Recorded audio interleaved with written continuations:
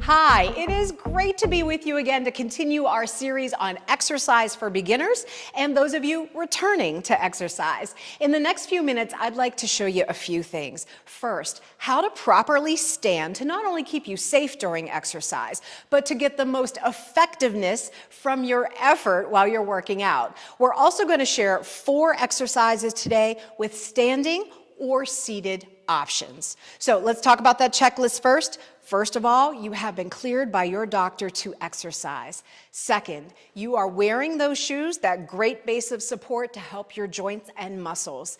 And lastly, you've completed that 5-minute warm-up that we talked about in the last video. So now, let's move into a great position to exercise. We're going to start with the seated option. So I'll bring my chair forward, you bring your chair. If being seated is the option for you, let's do this. Come into your seated position, and the first thing you might notice is that I am off the back of my chair.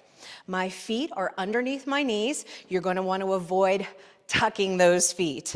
Now, with feet under knees and shoulders over hips, you're going to roll your shoulders back into that nice position, and you're going to have what we're going to call control over the torso, or you've heard it a million times, engage the core. What that means is that your body, mid-chest to mid-thigh, all the way around, is secure and engaged. So not a suck in, it is engaged, as though if something were going to come at you, your torso is ready for that engagement, right? Now, if you're standing, that was easy enough. Your feet will go underneath your hip bones, a nice soft bend in the knee. What that means is that if you were standing in line, you wouldn't lock out your knees, you'd have a natural bend to them. Your shoulders are over your hips, they are back and low, and there's that engagement of the torso again, engaging the core. So what I'd like to do first is do the standing options of these exercises, since that's where we are. And what I'd like to do is start with we're going to use a band and start with the bicep curl. So I will take this band and put it under my feet. And if you've never worked with a band, they're great for beginner exercisers. So now those feet are underneath the hips, my shoulders are rolled back, and I'm going to use a straight wrist, come up and down with my upper arm staying near my body, right? So it won't wing out, you won't use the shoulders, it is up and it is down. That's bicep curl. So now we're going to move on to rows.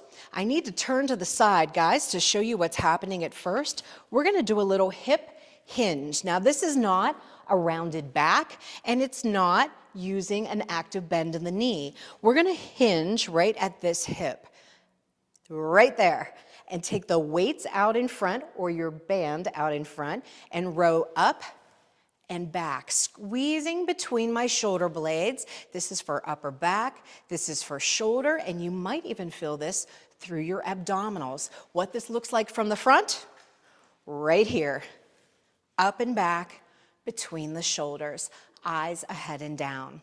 Your third movement is no band, no hand weight, the best set of weights you could own, your own body.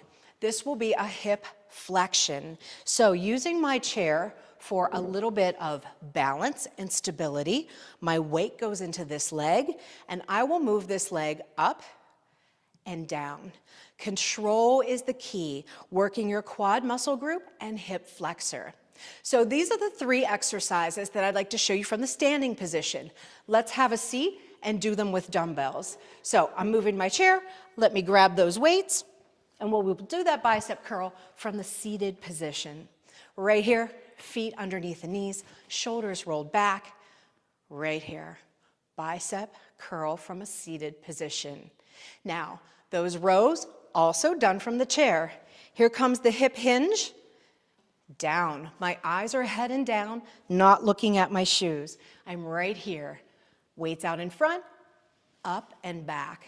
Can this also be done with a band from this position? Absolutely. You'll keep the band under your feet. Now the third move we can't do, hip flexion, but we can do our version of it from the chair. This is a seated and weighted alternating leg lift. Up and down. Working the quad muscle group, working hip flexor. up and down with your weights, supported, but resting on your legs. So the American College of Sports Medicine recommends that you do these exercises starting with 10 repetitions for 1 to 2 sets, but you're gonna do what's best for you and after you've talked to your doctor. In our next video, we'll give you 3 exercises for a total body workout, and I'll also talk about how to know when it's time to increase the size of the weights or the strength of the band. If you have any questions about this video or the Be Well at Home program, I'd love to hear from you. You can use the email that's in the newsletter. Until then, be well.